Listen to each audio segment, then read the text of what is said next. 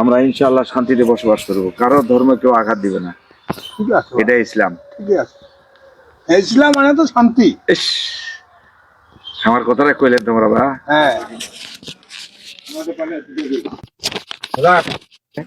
আমি এমপি প্রার্থী দাঁড়ি বললাম। রুদ্র সেনকে চিনো দিনাজপুরের?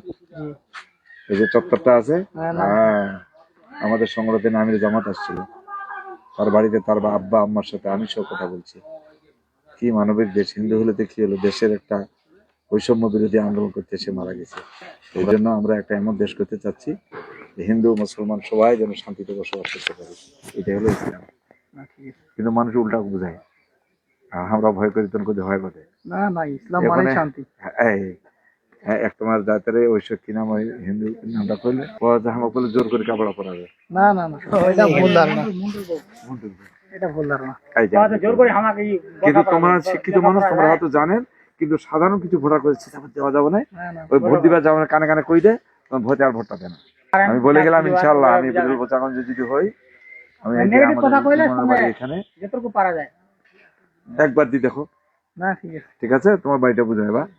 ঠিক আছে, আমার বাড়িতে জানি তাই